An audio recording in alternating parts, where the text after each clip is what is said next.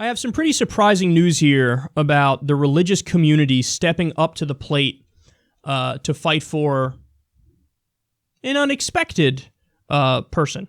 So Huffington Post explains, more than 1,800 religious leaders threw their support behind a transgender students' Supreme Court case on Thursday. They argue that equal treatment for transgender individuals like Virginia teen Gavin Grimm does not threaten religious liberty. Grimm is fighting for the right to use the high school restroom that aligns with his gender identity. The Supreme Court is set to hear oral arguments in his lawsuit against the Gloucester County School Board at the end of March.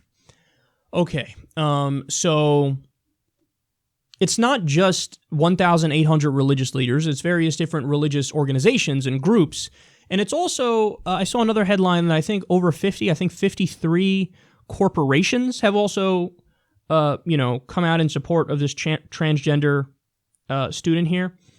Now, don't get me wrong, I'm under no illusions. I know that corporations, for example, it's the oldest trick in the book that they use. What they do is they'll be liberal and open-minded and tolerant on social issues, and they do that to try to garner popular support so that, of course, they could turn around on economic issues and fight for you to not have a living wage if you work a full-time job. So I know it's cynical on part of the corporations. For the religious leaders, no, there are actually some genuinely, liberal religious organizations out there and religious leaders out there who are doing the right thing because they think, hey, this is the right thing to do and we shouldn't discriminate. So that's a good thing.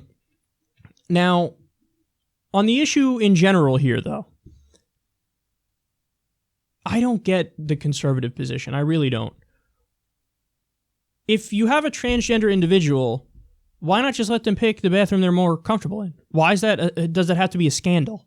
Why is that like you're so outraged and so triggered that, you try to block them from pissing in a certain bathroom or shitting in a certain bathroom? As a general rule, I don't give a shit where you shit.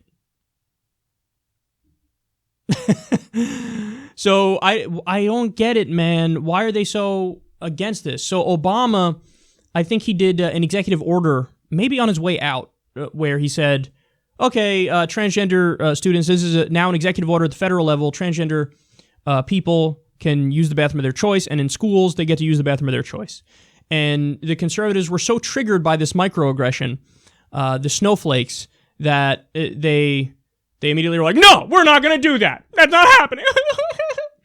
But think about it. Wouldn't it be much more weird their way? So in other words, let's say you're biologically born male, but you're a transgender woman, and you've already gone through all the things you're going to go through, and so, I mean, you are a woman. Like, somebody looks at you and they go, oh, that's a woman.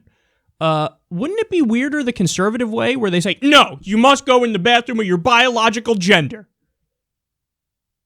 So you have a woman walking into a man's bathroom. Wouldn't that lead to more eyebrow raising? What the fuck is going on here? Than if you had this transgender woman go into the woman's bathroom. I don't get it. And then furthermore, they love to make these arguments, these hypothetical arguments about, well, what if there's some assault or something sexually, and that's why people do this transgender thing, is that they're using it as a ruse to get in there and then molest kids or something. Yeah, but you just made that up. When you ask them to give me evidence of that, they're like, no, I'm just saying that it could happen. But what the fuck's the problem then? What are you talking about? And by that logic, why would it just have to be, a trans thing? Why wouldn't you also be concerned about public bathrooms in general where other adults can go in there and people's kids can go in there? It doesn't have to be a transgender issue. Are you just concerned about sexual assault? No, but you're not, because you don't care about it if it's like a straight situation, if it's, or the same genders or whatever.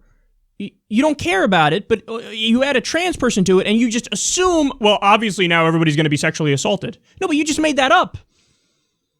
And again, the weirder scenario is to make somebody, force them to abide by their biological gender when they no longer, imagine somebody who was biologically born female, but they're a transgender man. They go through everything they got to go through, and then, it's a man walking into a woman's bathroom. That would lead to more, oh, what's happening here? You know? That would lead to more eyebrow-raising, whoa, whoa, whoa, are you in the wrong bathroom? But when you have, a transgender man or transgender woman going into the bathroom of their choice and of their identity now, that seems to me to be the easiest solution here. And also just, there are conservatives who still haven't, they haven't tried to understand transgenderism. So, look, I wasn't born perfect on this stuff, and I wasn't enlightened from day one. Of course I wasn't. So, if you were to talk to me, who knows, maybe when I was even 16, 17 years old about this, I wouldn't have gotten it. I would have been like, wait, what? So what even is transgenderism? Like, okay, so you were born this, but you want to be that. But you're not that. So what do you mean? But then you sit down and you listen to people who are trans, and they'll tell you, like, no. See, this is how you have to look at it. Look at it as, so if you're a straight, cis, I think that's the right word, man, like I am, it's like if I were to wake up every day and somebody were to force me, okay, now you have to put on your wig, now you have to go in full makeup, you have to put on your red lipstick, you have to put on your fake eyelashes, you have to wear this pretty pink dress, and now you need to go out in public. How would I feel if I was forced to go out in public like that? I'd be like, whoa, I'm miserable, because this is not coinciding with my reality and who I am and what I am, so I'm living a lie, and I'm out there in public, everybody's looking at me like this and treating me like I'm now this. But that's not what I am. And that's when it clicks. Oh, fuck. That's how trans people feel walking around as their biological gender.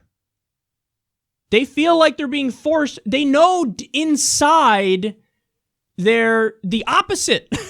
So you're torturing them by making them abide by what their biological gender is. And when you view it from that perspective and you understand this is real and it's not just made up, then you go, oh, okay. So now then you have sympathy for them. You have empathy. You go, oh, I see where you're coming from. And then you get it. Okay, so you're a trans man. You're a trans woman. This is the bathroom you go in. This is the bathroom you go in. And all they want is just recognition as what they are. And that's it.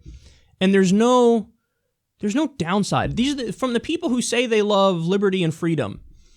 When you have a trans person saying, look, this is not difficult. I just want to go in the bathroom of my choice that coincides with my gender now, with my gender identity. The small government people, the people who want liberty and freedom go, no, I must stop your liberty and your freedom and, interject here and as a third party determine where you piss and shit. Well, then drop all the talk about freedom and liberty and, independence and just admit it. Like, yeah, I want to micromanage it because I think it's weird and I have gender issues and I can't conceive of certain concepts, so I'm just going to crack down on it. At least be honest with what you are. So it's just sad to see. Look, again, I don't give a shit where you shit. That should be the rule in the country. I don't care where you go to the bathroom. That should be federal law. Go to the bathroom wherever you want to go to the bathroom. That's it.